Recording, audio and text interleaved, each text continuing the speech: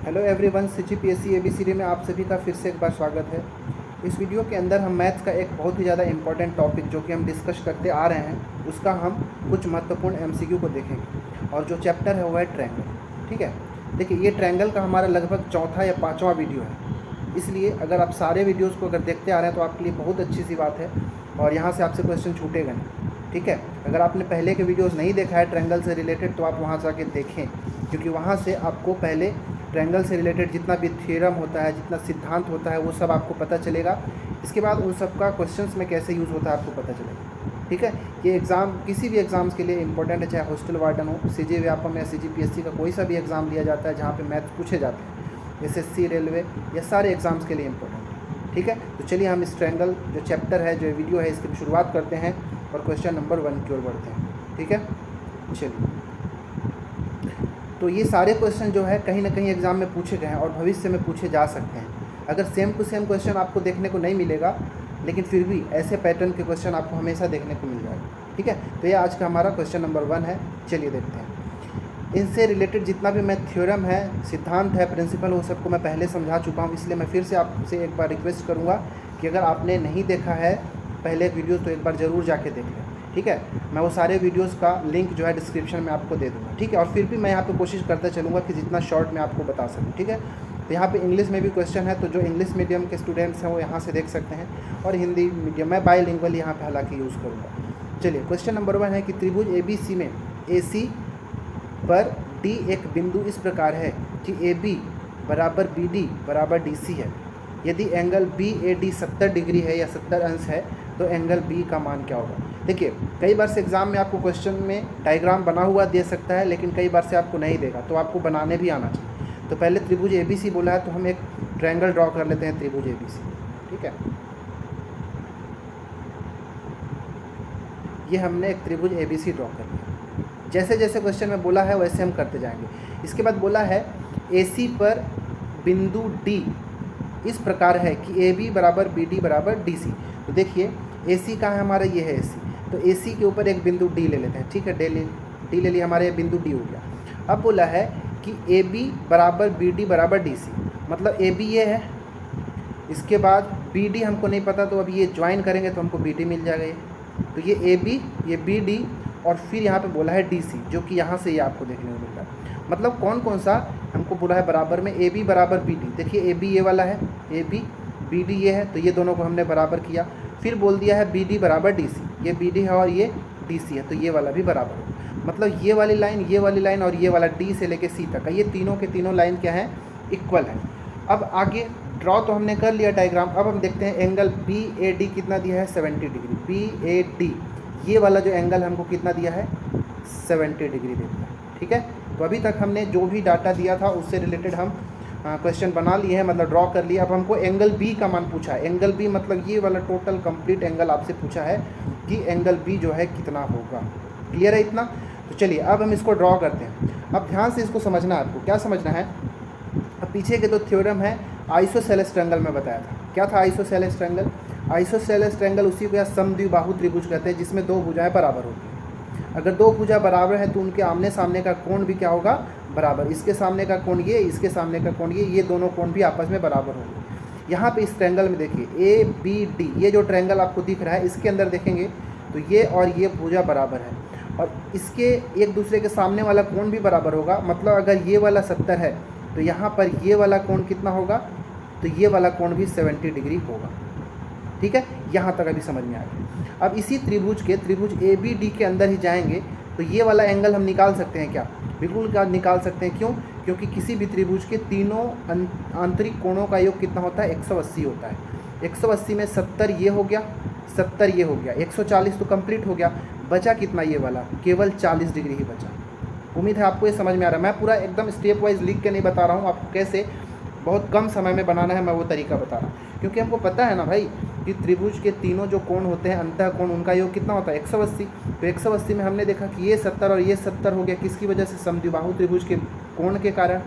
और ये तीनों में ये 70 और ये 70, 140 हो गया, और तीनों 180 का होता है। 180 में 140 घटा दिए तो 40 बच गया, जो कि हमारा ये वाला कोण यहाँ पर अभी मिल गया। अब हमको ये वाला कोण अगर निकाल लें तो ये दोनों को जोड़ देंगे तो हमारा एंगल बी निकल जाएगा।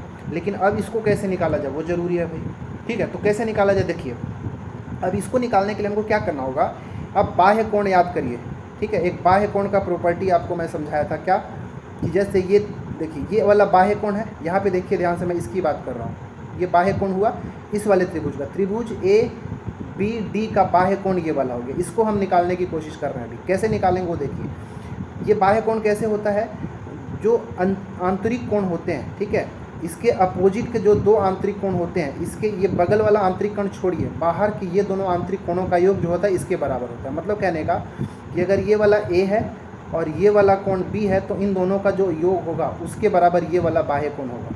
क्लियर है, मतलब ध्यान से देखिए कि ये वाला तो हमारा 40 है, ये 70 है, तो 40 और 70 ये दोनों को जब जोड़ देंगे तो मिलेगा 110, और ये वाला कोण जो है ये वाला कितना मिलेगा हमको, 110 मिल गया।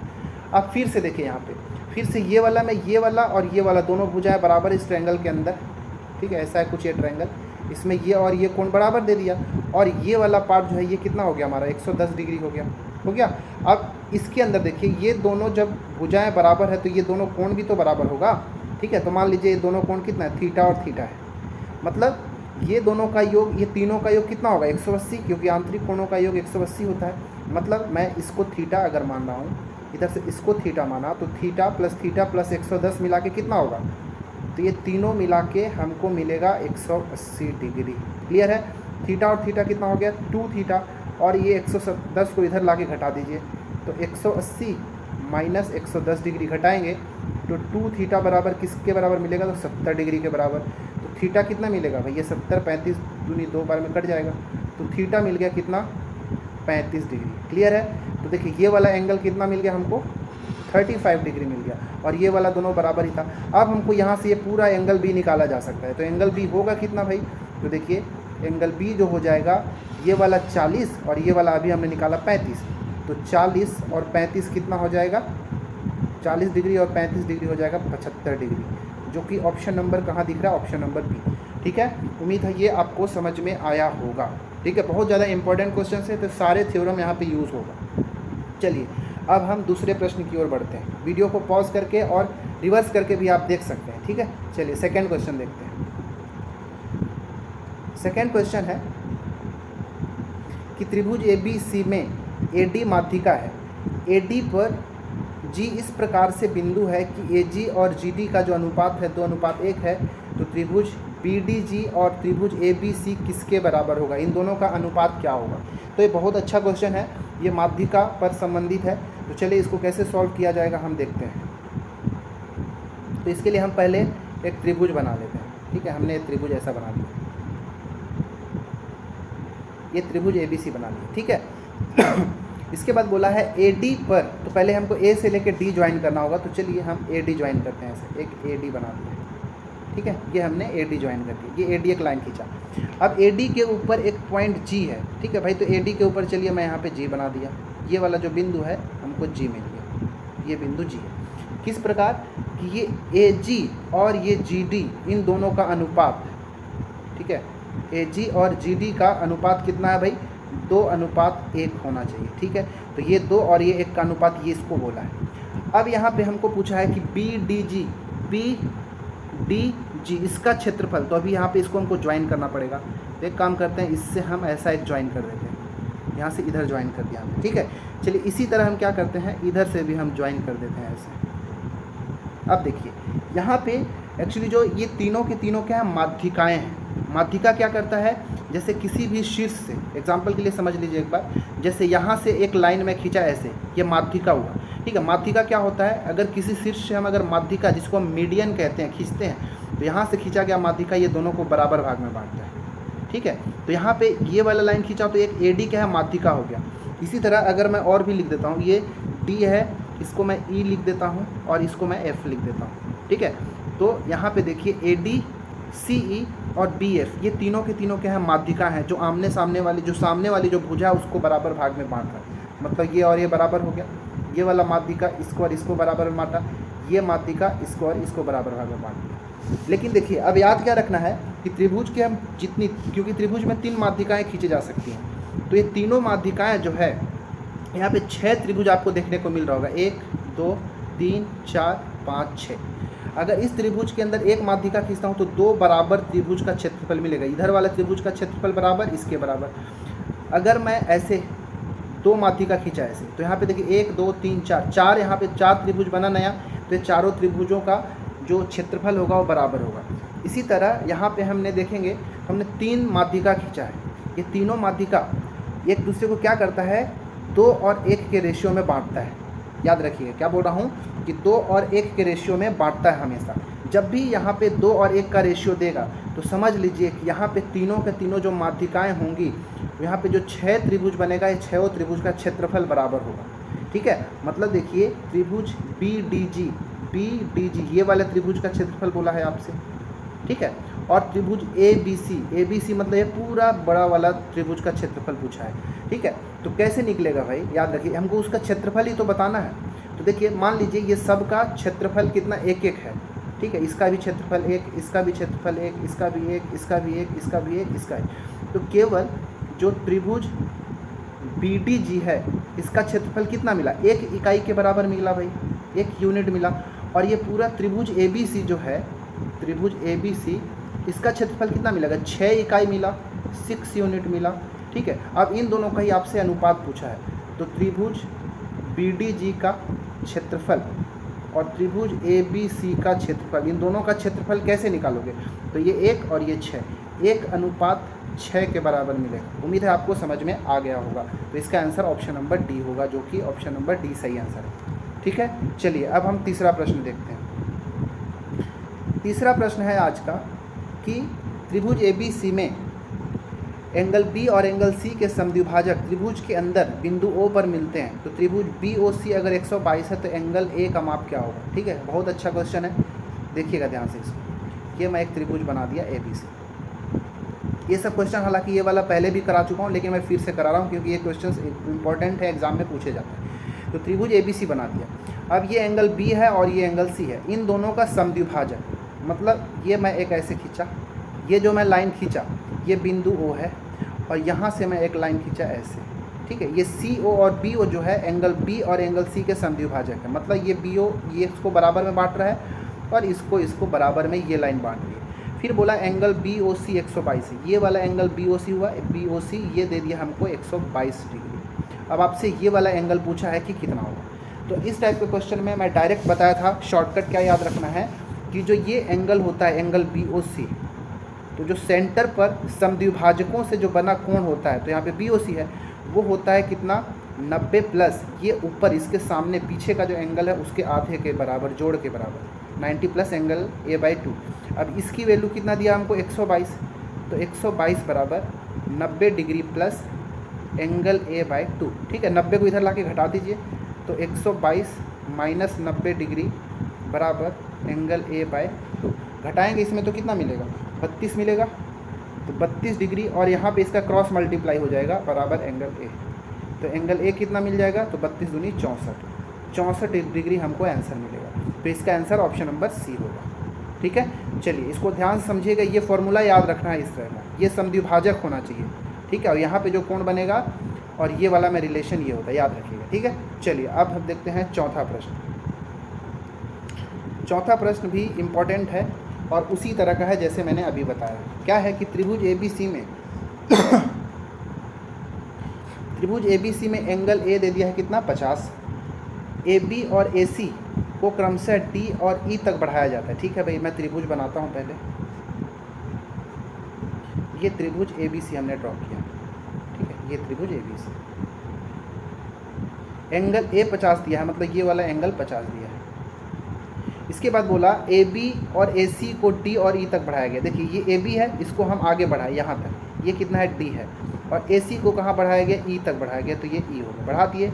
अब बोला है यदि CBD और BCE के समद्विभाजक बिंदु O पर मिलता है। अब इसका समद्विभाजक खींचना पड़ेगा, तो ये समद्विभाजक खींच दिए, मतलब ये वाला कोण और ये वाला कोण बराबर।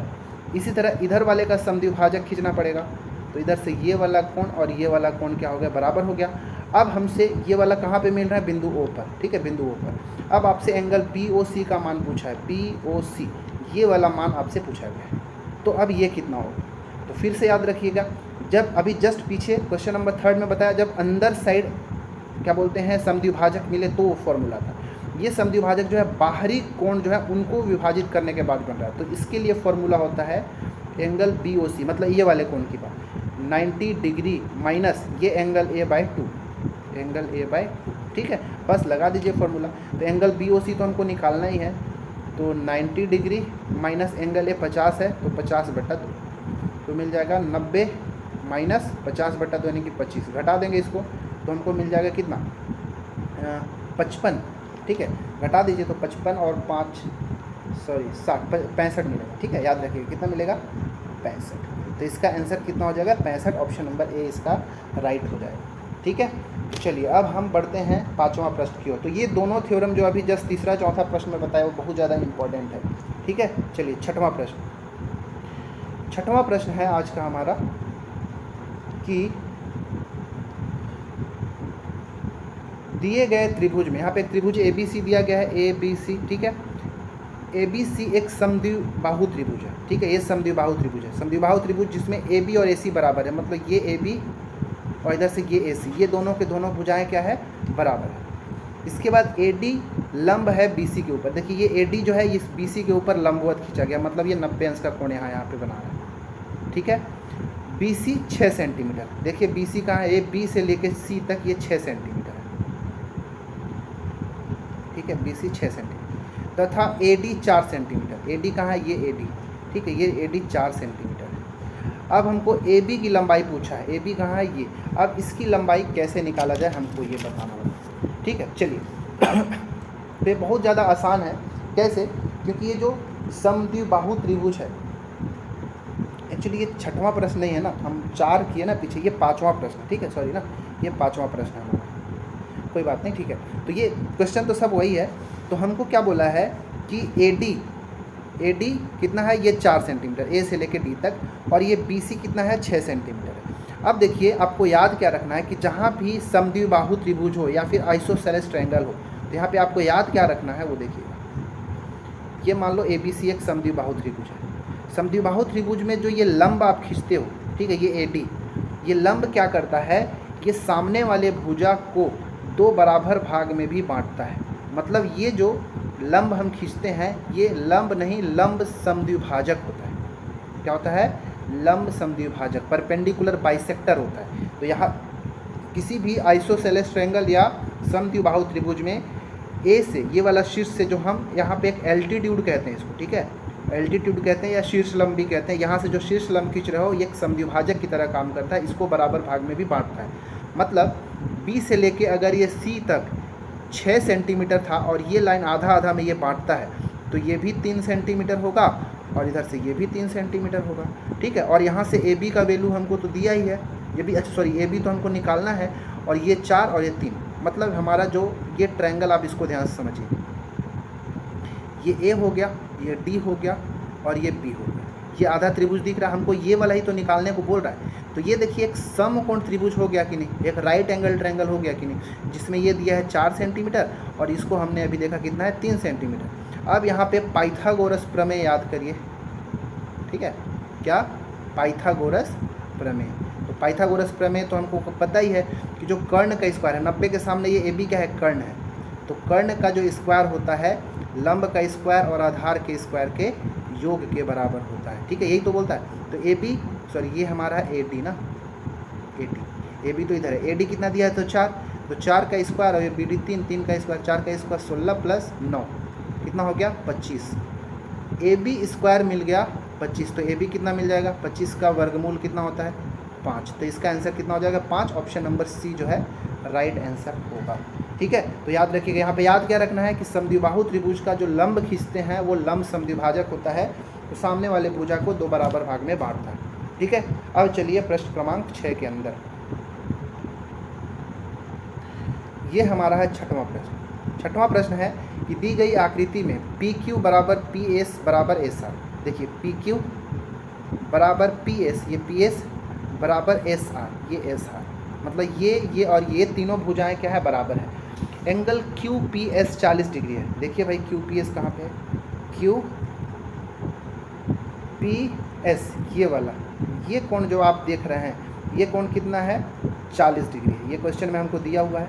अब आपको क्यू पी आर का मान बताना है कि क्या होगा। देखिए क्यू पी आर कहाँ है, क्यू पी आर, ये टोटल एंगल हमको बताना है कि कितना होगा। ठीक है, क्यू पी आर मतलब हमको ये पूरा एंगल निकालना है, क्यू पी आर। ठीक है, ये निकालना है कैसे, तो ये देखिए ये वाला पार्ट तो हमको पता है 40, ये टोटल कैसे निकाला जाएगा, तो इसके लिए अगर हम ये निकाल दें तो काम बन जाएगा। ठीक है, अब ध्यान से देखिएगा, फिर से समद्विबाहु त्रिभुज याद करिए। जिधर लेफ्ट में हमको क्यू पी एस त्रिभुज दिखाई दे रहा है ऐसा कुछ। ठीक है, इसमें इसको और इसको हम बराबर किए, मतलब ये और ये दोनों कोण के आपस में बराबर। देखिए इसमें ये वाला कोण 40 है, इन तीनों कोणों का योग 180 होगा, 180 में ये 40 है, तो ये दोनों कोणों का योग कितना होगा 140 होगा, नो डाउट। उम्मीद है आपको समझ में आया होगा। शॉर्टकट में बता रहा हूँ कि पी क्यू और एस इस त्रिभुज के अंदर गए तो यहाँ पे ये कोण 40 दिया है। अब 180 में से 40 तो ये हो गया, और ये दोनों कितना हो गए 140 बचा होगा, और ये दोनों बराबर बराबर है। तो 140 को जब बराबर बराबर भाग में बांटोगे तो ये कोण कितना मिलेगा 70 डिग्री, और ये कोण कितना मिलेगा 70 डिग्री। ठीक है, ये ऐसे ही हमको बनाना है, क्लियर है। तो ये 70 मिल गया। अब बताइए अगर इस कोण को कैसे निकाला जाए, ये भी 70 हो गया, ये भी 70 हो गया। अच्छा आप अब ये बताइए कि अगर ये और ये भी बराबर है तो जितना कोण ये होगा क्या उतना ही कोण ये होगा कि नहीं समद्विबाहु त्रिभुज। बिल्कुल सही, क्योंकि जो बराबर भुजाएं होती हैं उनके आमने सामने के जो कोण हैं वो भी बराबर होते हैं।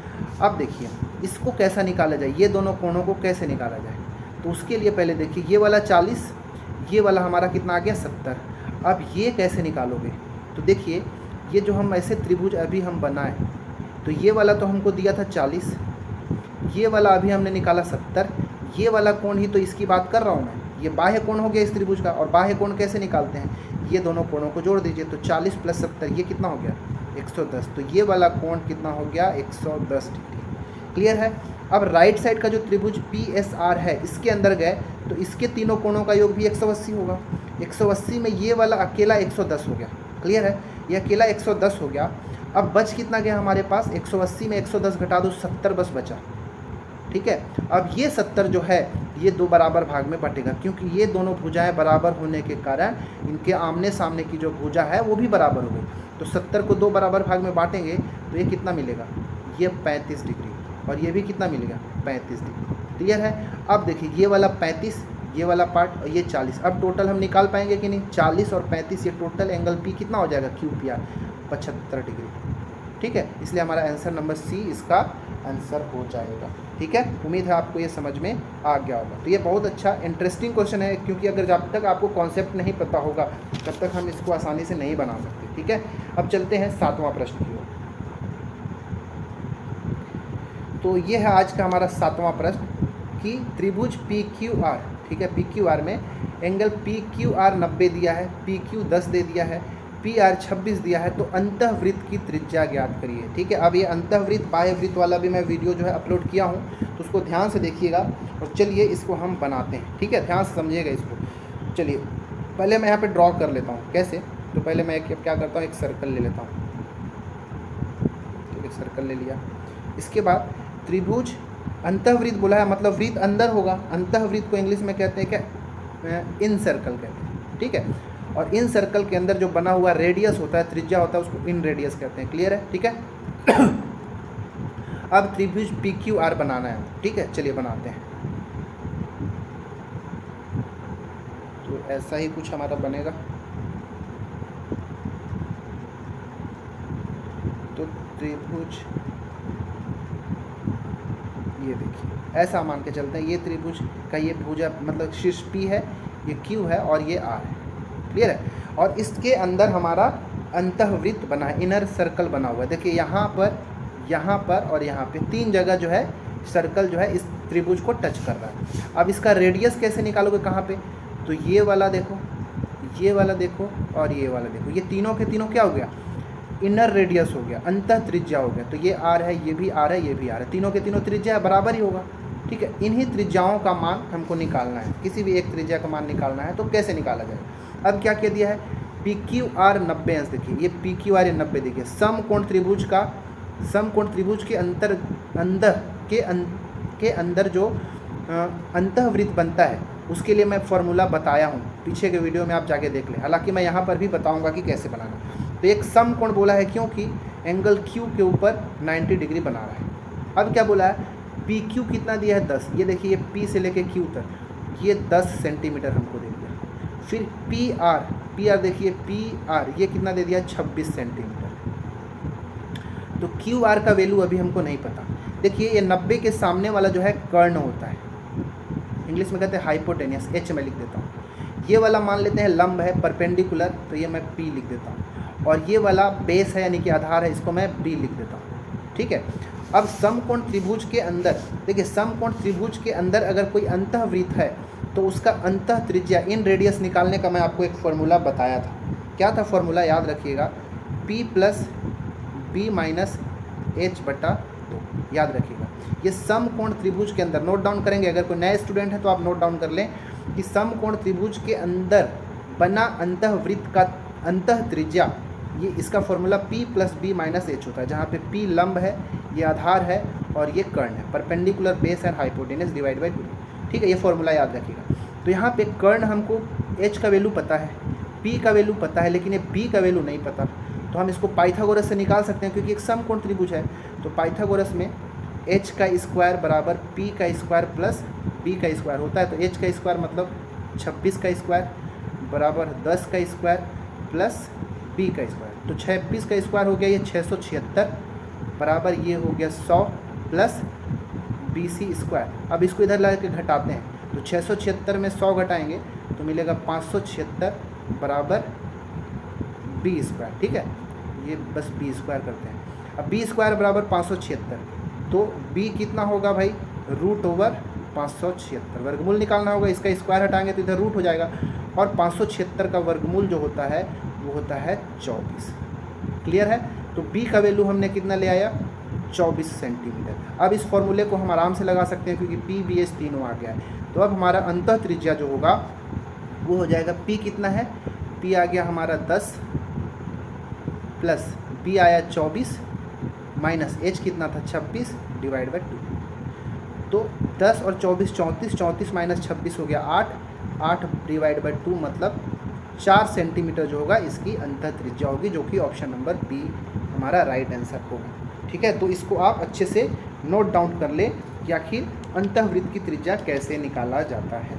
ठीक है, चलिए हम बाद में बताऊंगा कि जो अच्छा, अगर चाहें तो मैं यहीं पर ये भी बता सकता हूँ कि अगर मान ले बाह्य मतलब बाहर साइड अगर सर्कल होता तब क्या, जैसे इसके बाहर बाहर अगर ऐसे सर्कल होता तब उसकी त्रिज्या कैसे निकालते, सरकम सर्कल कैसे निकालते, बाह्य त्रिज्या कैसे निकालते। तो याद रखिएगा, समकोण त्रिभुज के बाहर में अगर परिवृत्त, उसको परिवृत्त कहते हैं। ठीक है, मतलब क्या, इसको मैं छोटा सा एक बना के दिखाता हूँ, ऐसे, ये ऐसे, ठीक, ऐसे हो गया, ये समकोण त्रिभुज है। और इसका त्रिज्या कहाँ से कहाँ होगा भाई, त्रिज्या देखिए ये वाला, यहाँ से ये त्रिज्या है इसका। तो समकोण त्रिभुज के बाहर बना परिवृत्त का परित्रिज्या मतलब कैपिटल R जो निकालते हैं उसके हाइपोटेनियस को आधा कर देते हैं तो काम बन जाता है। ठीक है, क्या, उसके हाइपोटेनियस उसके कर्ण के आधा के बराबर होता है, इसको याद रखिएगा, बस इतना ही चीज़ होता है। देखते हैं अगर आगे क्वेश्चन में डाला होगा या फिर होगा तो उसको हम जरूर सॉल्व करेंगे। ठीक है, चलिए अब क्वेश्चन नंबर 8 देखते हैं कि क्या है। क्वेश्चन नंबर 8,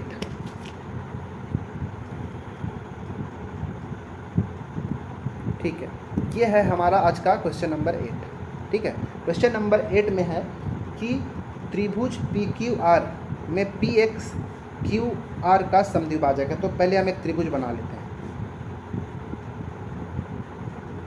ठीक है, एक त्रिभुज बनाया हमने PQR, ओके, ट्रायंगल PQR बना लिया।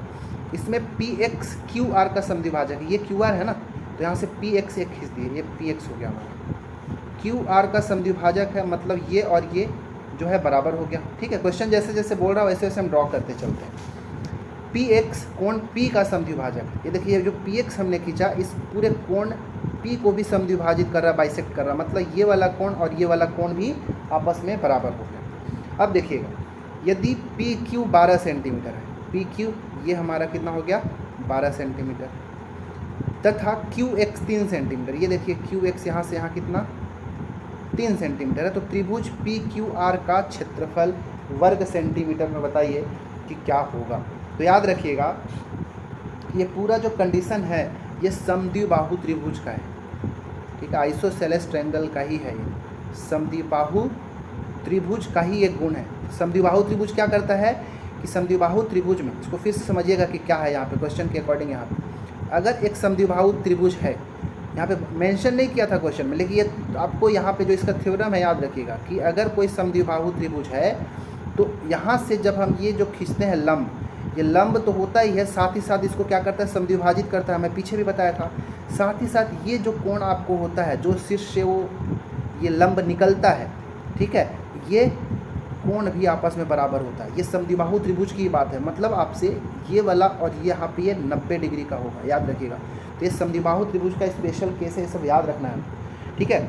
अब इस पूरे त्रिभुज का क्षेत्रफल आपसे पूछा है, तो इस पूरे त्रिभुज का क्षेत्रफल निकालने के लिए हमको पहले इसका ऊंचाई चाहिए होगा, क्योंकि देखिए ये आधार तो हमको पता है ये 3 सेंटीमीटर, और ये वाला कर्ण, क्योंकि 90 के सामने वाला ये कर्ण हो जाएगा, हाइपोटेनियस हो जाएगा, लेकिन ये वाला जो परपेंडिकुलर जो लंब है इसका वैल्यू अभी हमको नहीं पता, तो पहले हम उसी को निकाल लेते हैं, ठीक है। तो चलिए पाइथागोरस थ्योरम यहाँ भी लगेगा। तो पाइथागोरस थ्योरम कैसे लगाया जाएगा, ये 90 के सामने कर्ण है, तो कर्ण का स्क्वायर मतलब 12 का स्क्वायर बराबर आधार कितना है 3, तो 3 का स्क्वायर प्लस ये लंब है, ठीक है, ये px क्या है, लंब है, तो इस px को ही निकाल रहे हैं, तो px को px का लिख के छोड़ देते हैं, ठीक है। तो 12 का स्क्वायर 144, 3 का स्क्वायर 9, इधर ला के घटा दो बराबर px स्क्वायर। 144 में जब आप 9 घटाएंगे तो आपको मिलेगा क्या, 135, क्या मिलेगा 135, तो 135 बराबर px स्क्वायर। तो px कितना होगा भाई, इसका स्क्वायर हटाओगे तो इधर रूट आ जाएगा 135। अब 135 का वर्गमूल निकालने के लिए हमको इसको फैक्टराइज करना होगा, कैसे, 15 9 135 होता है, तो 3 3 9 और ये यहाँ पे 15 लिख दो, ठीक है। ये देखिए इसका एक जोड़ी बन गया, तो इसको बाहर निकाल दीजिए, तो 3√15 सेंटीमीटर।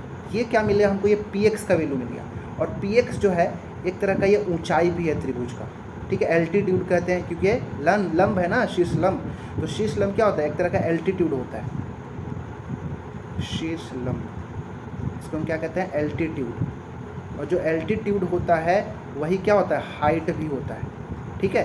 तो यहाँ पे त्रिभुज का हाइट क्या मिला, 3√15, और ये वाला क्या मिल गया हमको, ये था कर्ण था और ये आधार था। अब देखिए ये समद्विबाहु त्रिभुज के अंदर अगर ये 3 है तो ये कितना होगा, ये भी 3 सेंटीमीटर है, मतलब ये पूरा आधार कितना हो गया, 6 सेंटीमीटर। QR क्या हुआ, हमारा आधार हो गया, ठीक है, पूरे त्रिभुज की बात कर रहा हूँ, और आधार कितना हो गया, 3 और 3 6 सेंटीमीटर। इस पूरे त्रिभुज का ऊंचाई क्या है हमारा, px। मैं एक पर्टिकुलर ये त्रिभुज की बात नहीं कर रहा हूँ, इस पूरे त्रिभुज की बात कर रहा हूँ। ये पूरा त्रिभुज का ये QR आधार हो गया और ये ऊंचाई हो जाएगी, ऊंचाई px है जो कि कितना है, 3√15 सेंटीमीटर। अब बताइए एक त्रिभुज का अगर आधार और ऊंचाई दिया है तो उसका क्षेत्रफल क्या होता है, तो उसका क्षेत्रफल होता है 1/2 आधार गुना ऊंचाई, यही फॉर्मूला होता है, तो याद रखिएगा। तो 1/2 आधार कितना आ गया 6 और ऊंचाई कितना है 3√15। अब देखिए 2 तिया 6 3 बार में कट गया, 3 तिया 9, 9√15 क्षेत्रफल है तो वर्ग सेंटीमीटर। ये हमारा ऑप्शन नंबर डी सही है, ठीक है। तो इसको ध्यान से समझिएगा, ये क्वेश्चन भी कॉन्सेप्चुअल था, ठीक है, याद रखिएगा। तो जो थ्योरम बता रहा हूँ उसको भी आप नोट डाउन करते चलेंगे अगर कुछ एक्स्ट्रा बता रहा हूँ तो, ठीक है। चलिए अब 9वां प्रश्न बढ़ते हैं। 9वां प्रश्न है हमारा आज का, त्रिभुज ABC में BE और AC, ठीक है यार, क्या बोला हूँ कि त्रिभुज ABC में BE लंब AC के ऊपर BE एक लंब खींचा गया है, CD लंब AB, ठीक है। तो हम त्रिभुज बनाते जाते हैं पहले और ड्रॉ भी करते चलते हैं। तो मैं एक त्रिभुज ऐसे बनाया, ये त्रिभुज ABC है। BE लंब AC, देखिए BE जो है AC के ऊपर लंब है, तो ये AC हमारा, इसी के ऊपर एक लाइन हम ऐसे BE खींचते हैं, ये है BE लंब बोला, मतलब ये परपेंडिकुलर यहाँ पे 90 अंश का कोण बना रहा होगा। सिमिलरली CD लंब AB, ये AB के ऊपर क्या है, CD एक लंब है, तो यहाँ से मैं CD ऐसे खींचते हैं, ये लंब हो गया, ठीक है। अब फिर क्या बोला कि दोनों BE और CD, मतलब ये BE और ये CD दोनों को O पर काटते हैं, देखिए यहाँ पर काट रहे हैं, ये हमारा O है, ठीक है, O पर काटते हैं। एंगल OBC और OCB के समद्विभाजक P पर मिलते हैं, क्या बोल रहा हूँ कि देखिए angle A O B C, ये वाला एंगल ओ बी सी है, फिर बोला है एंगल ओ सी बी, ये वाला एंगल बोला है। अब इन दोनों एंगल का समद्विभाजक बाइसेक्टर, मतलब इसका फिर से हमको ये बाइसेक्टर खींचना है ऐसे, ठीक है। डायग्राम थोड़ा छोटा बन रहा है लेकिन इसको समझने की कोशिश करिए। और इसका समद्विभाजक यहाँ पे ऐसे यहाँ पर मिल रहा है, ठीक है। ये बिंदु क्या है, पी है, ठीक है। इसको आप कॉपी में भी ड्रॉ करते चलें। फिर बोला है यदि एंगल बी पी सी, अब देखिए बी पी सी ये वाला कोण हमको दिया है, ये कोण कितना दे दिया भाई, 148 डिग्री, ठीक है। एंगल बी पी सी 148 दे दिया। तो बताइए कि एंगल ए की माप क्या होगा। ये वाला कोण आपसे पूछा गया है कि कितना होगा। तो बहुत अच्छा क्वेश्चन है, ठीक है। कैसे, तो याद करिए, अभी मैं थोड़ा देर पहले एक चीज़ सिखाया आपको कि अगर ऐसा हो, इन दोनों कोणों का जो समद्विभाजक यहाँ पे कहीं पे मिलते हो, ठीक है। तो ये यहाँ पे मान लो पी बोला है, और यहाँ पूरे त्रिभुज को देखेंगे तो ये ओ है, ये बी है और ये सी है। ये वाला कोण 148 दे दिया। तो ये कोण को कैसे निकालते, तो अभी मैं पीछे बताया था कि बी पी सी हो जाता 90 डिग्री प्लस जो ऊपर में एंगल कितना है यहाँ पे ओ है, ये देखिए ये ओ है ना, तो ओ का आधा करेंगे, ये वाले का नहीं, क्योंकि इस त्रिभुज के अंदर ये वाले का और ये वाले का समद्विभाजक है। इस पूरे का समद्विभाजक होता तो इसकी हम बात करते, ठीक है। तो यहाँ पे इस छोटा जो अंदर त्रिभुज बी ओ सी बन रहा है उसकी बात हो रही है यहाँ पे, ठीक है। तो 90 प्लस एंगल p/2 होता, ऐसी हम फॉर्मूला, सॉरी p नहीं ओ, एंगल o/2 होता।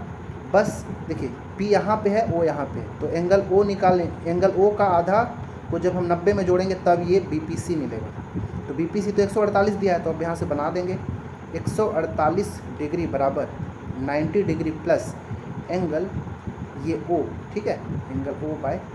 इसमें से इसको घटा दीजिए, 148 में जब 90 घटाएंगे तो आपको मिलेगा 58। तो 58 डिग्री बराबर एंगल O/2। अब इसका क्रॉस मल्टीप्लाई कर देंगे, तिर्यक गुना, तो एंगल O हो जाएगा 58 दूनी 116 डिग्री, ठीक है, 116। ये वाला जो आपको मिला, ये वाला कोण एंगल O, ठीक है, यहाँ पे मैं लिखता हूँ, ये मिला 116 डिग्री। आप इसको ध्यान से देखिएगा, यहाँ पे ऐसे आपको x देख रहा होगा यहाँ पे, ठीक है, जो इधर जाके D और इधर जाके E बन गया, और ये वाले को हमने O लिखा। ये वाला कोण अभी हमने 116 डिग्री निकाला। अगर ये 116 है तो शीर्षाभिमुख कोण इधर वाला क्या होगा, ये भी 116 डिग्री ही होगा, ठीक है। और हमने बताया था कि ये दोनों, ये और ये लंब है, मतलब 90-90 डिग्री का है। अब देखिए एक जो चतुर्भुज होता है, चतुर्भुज के चारों आंतरिक कोणों का योग कितना होता है, 360 होता है। क्या बोल रहा हूँ, एक चतुर्भुज के चारों आंतरिक कोणों का योग 360, मतलब ये कोण, ये कोण, ये कोण और ये चारों का योग 360 होता है। 360 में से ये और ये तो 90-90 180 तो ऐसे ही ख़त्म हो गया। अब ये दोनों का योग 180 होगा। 180 में से हमने बताया कि ये वाला कोण भी कितना है, 116 डिग्री है। अभी हमने देखा शीर्षाभिमुख कोण, तो 180 में से 116 घटा दीजिए, जो बचेगा यही वाला मिलेगा। मतलब 180 डिग्री माइनस 116 डिग्री घटाएंगे तो 16 और 4 20 64 डिग्री हमको इसका आंसर मिलेगा, जो कि ऑप्शन नंबर ए इसका राइट आंसर हो जाएगा, ठीक है। अब वीडियो को पूरा रोक के और इसको अच्छे से एक बड़ा फिगर ड्रॉ करके और इसको समझ के फिर बनाने की कोशिश करें। बहुत अच्छा क्वेश्चन है, ठीक है। चलिए 10वां प्रश्न, आज का हमारा 10वां प्रश्न है, जो कि अच्छा है, बहुत अच्छा प्रश्न है। ये भी हमारा परिवृत्त पर ही संबंधित है, ठीक है। चलिए देखते हैं। 10वां, एक त्रिभुज की भुजाएं 56 सेंटीमीटर, 90 सेंटीमीटर, 106 सेंटीमीटर है। इसके परिवृत्त की त्रिज्या बताइए। अच्छा क्वेश्चन है। चलिए इसको परिवृत्त बनाना है, तो मैं पहले इसको बनाता हूँ। त्रिभुज बाहर होना, मतलब वृत्त बाहर होना चाहिए, तो मैं थोड़ा इस बार बड़ा बना रहा हूँ, ठीक है। अब परिवृत्त बोला है, मतलब सर्कम सर्कल, सर्कम सर्कल मतलब सर्कल बाहर होना चाहिए। इन सर्कल मतलब सर्कल अंदर, जो कि मैं पहले एक क्वेश्चन बताया। तो चलिए इसको हम बनाते हैं। तो हमने ऐसे ड्रॉ किया, इधर से ये वाला ऐसे ड्रॉ कर दिया, ठीक है। अब एक त्रिभुज का भुजाएं 56, 90 और 106 सेंटीमीटर, ठीक है। ये 56 सेंटीमीटर, ये वाला जो भुजा दिख रहा है इसको हम 90 सेंटीमीटर ले लेते हैं, और जो बड़ी भुजा तो यही दिख रही है और इसी को हम ले लेते हैं 106 सेंटीमीटर, ठीक है।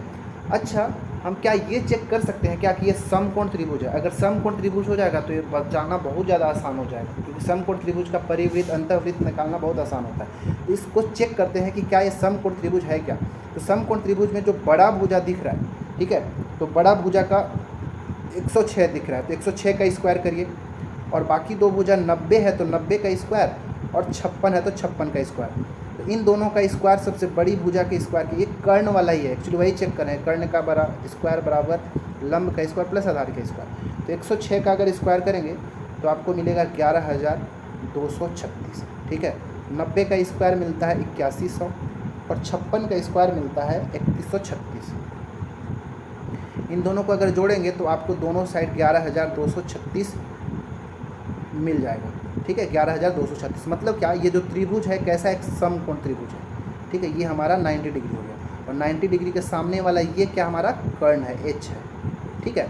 अब अभी मैं बताया था ये जो त्रिज्या बनेगा, ये जो समकोण त्रिभुज का जो परिवृत्त होता है, परिवृत्त बाहर की ओर, इसका जो त्रिज्या होता है वो इसका कर्ण का आधा होता है। मतलब ये वाला और ये ही कर्ण त्रिज्या होता है भाई, ये और ये। ठीक है।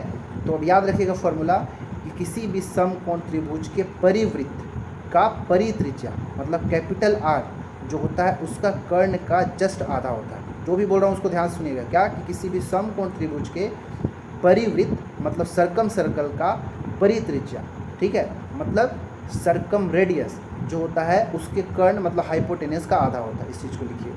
पीछे तो एक बता ही चुका था इनर सर्कल वाला। तो अब यहाँ पे R कितना हो जाएगा, कर्ण कितना है भाई 106, तो 106 का डिवाइड किए 2 से तो कितना मिल गया 53। अब ये 53 मिला है, लेकिन हमको निकालना का इस परिवृत्त का परिधि मतलब जो सर्कल है बाहर इसका सरकमफेरेंस निकालना है, परिधि निकालना है। तो सर्कल का परिधि क्या होता है 2πr होता है ना। तो 2πr कितना हमने निकाला 53, तो 53 दूनी 106, 106 पाई सेंटीमीटर जो है इस परिवृत्त का परिधि हो गया, जो कि ऑप्शन नंबर ए है। ठीक है।